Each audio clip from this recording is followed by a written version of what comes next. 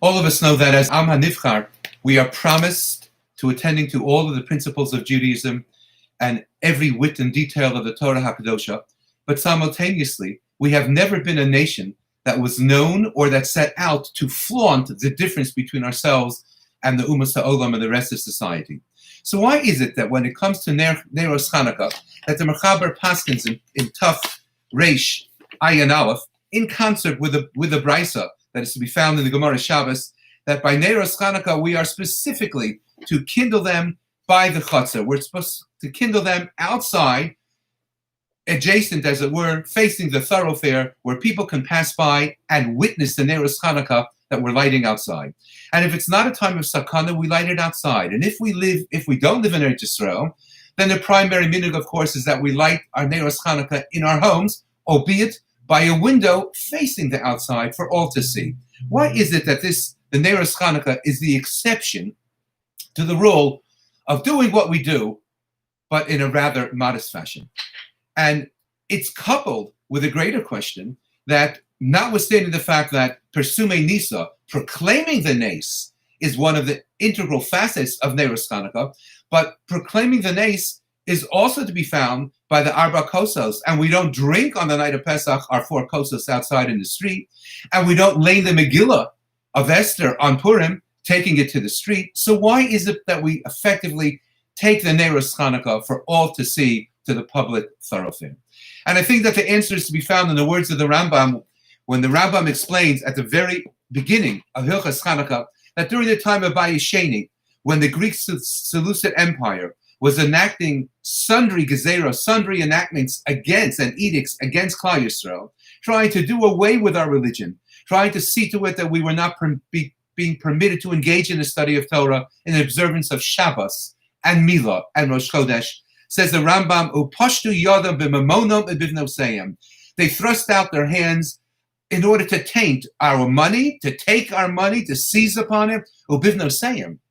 and indeed as well to breach the tahara, the purity of our daughters, of our women. And then they enter the heichal and they breach the heichal, and indeed as well the timo ataros, and they defile the purity.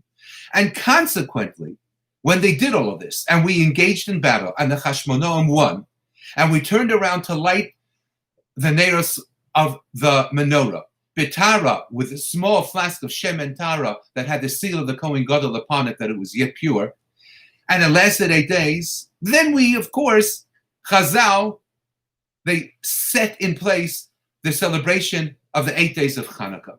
But that means for us that when we're kindling the Neiros Chanukah on Thursday night, we're supposed to understand that we're not a people who flaunt things.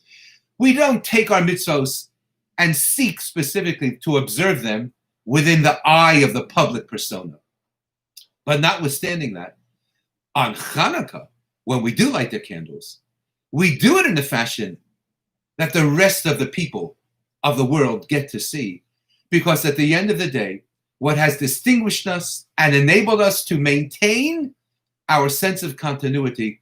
is the purity of our homes and the purity of Torah, the purity of the dress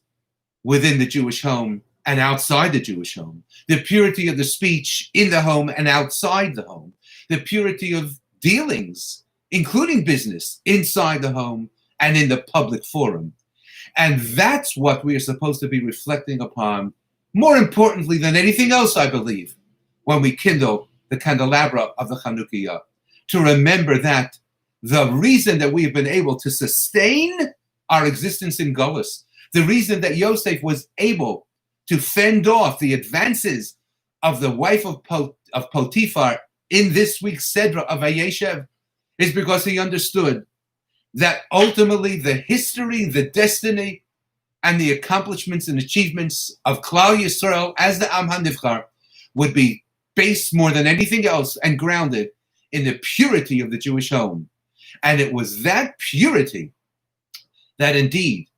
was impaled by the Greeks, and it was the restoration of that purity during the time of Chanukah with that Pach Shemen that enables us to declare victory not simply physically upon the Seleucid Empire, but spiritually, morally,